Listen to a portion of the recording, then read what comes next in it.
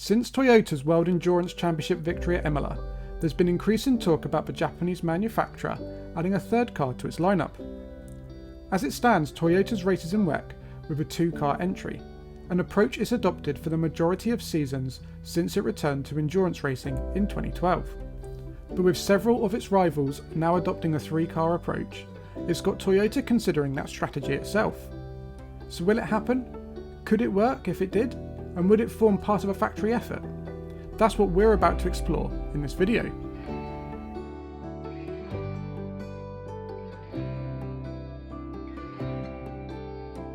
Right now, nobody knows for sure, but given Toyota's might, there's no reason why it could not become a reality. Since its return to WEC in 2012, Toyota has been a giant of the championship, dominating the majority of seasons since then. But this year it's a bit different. Yes, it won last time out at Imola, but that was more to do with the weather, and Ferrari essentially messing up its strategy, rather than Toyota having out and out the fastest car. And so a third car would do two things to help.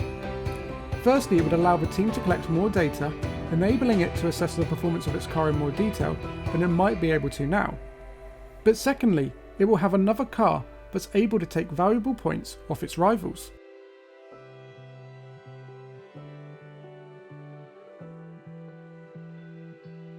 Toyota has taken note of Ferrari's approach at running a third car with a satellite team, and in many ways this could be a good route for Toyota to adopt.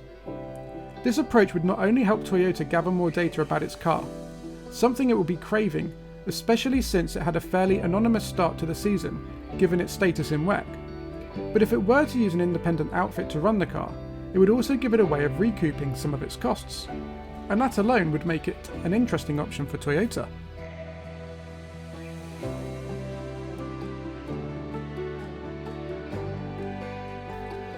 In the short term, there's no reason why Toyota could not go ahead and field a third car on the grid.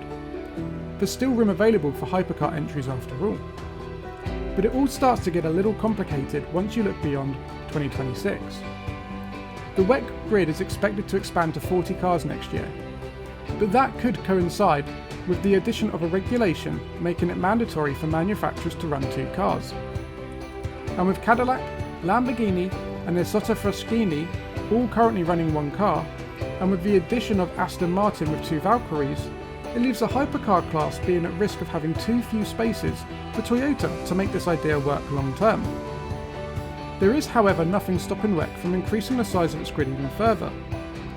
However, this would likely need to come at the expense of a grid slot for one of the other categories.